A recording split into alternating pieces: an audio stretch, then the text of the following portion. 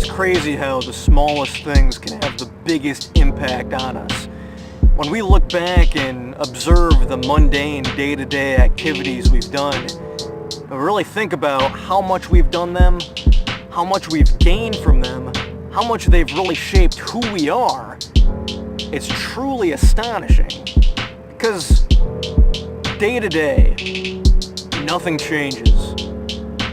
But looking back, everything changes. It's all part of the process. It's all part of this journey.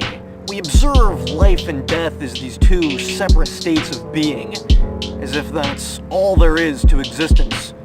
Part A, life, and Part B, death. But there is a line that connects life and death. There's a journey that leads one from the other, and that journey is called the process. Now, people say, oh, trust the process, share your process, show the process. But why the process? Why do people want to see that? What's the significance of that?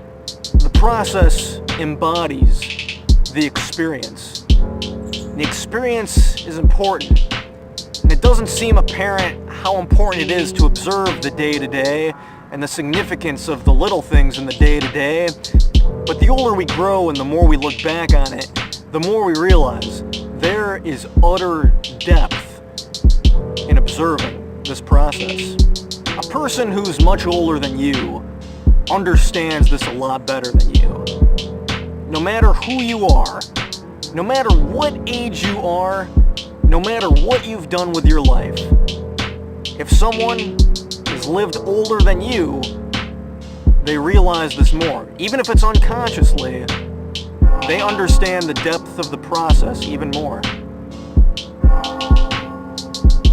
The clock tower's going off right now. 6 o'clock.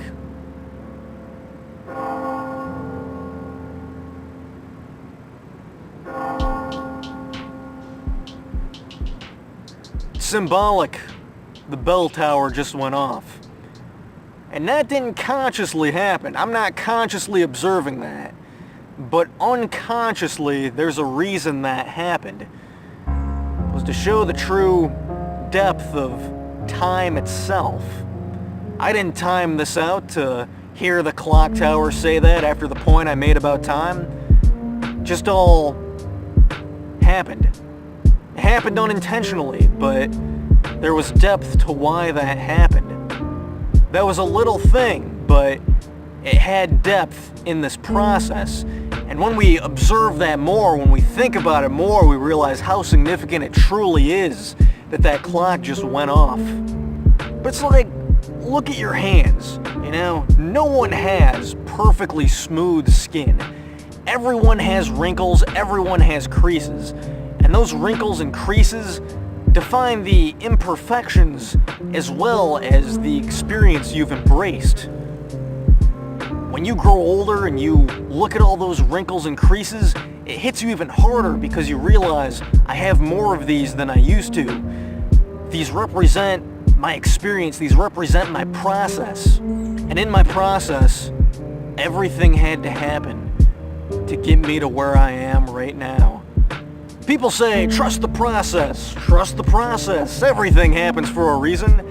But in the midst of the process, in the scope, in the perception of the process itself, what can we do but to trust the process? Maybe there is no final destination. You wouldn't go to a movie theater only to watch the last 1 minute of the movie. You'd have the ending of the movie, you'd think it all makes sense in the end, but it doesn't make sense if you only saw the end. You have to embrace the process. Nobody listens to a song to only listen to the final note. What would be the point of that? There'd be no point to music. Instead, we listen to a song from beginning to end. We embrace the process. You don't open a book and only read the last page. You read the book from cover to cover. You enjoy the process.